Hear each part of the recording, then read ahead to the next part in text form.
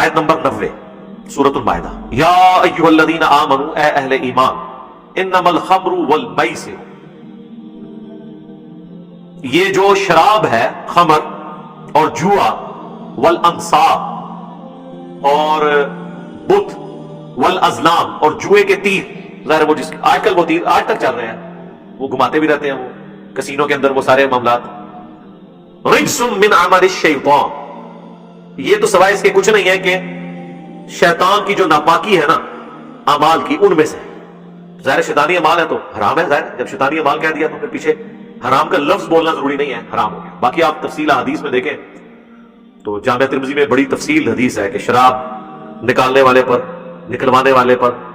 اسے لاد کر کسی سواری پر لے جانے والے پر،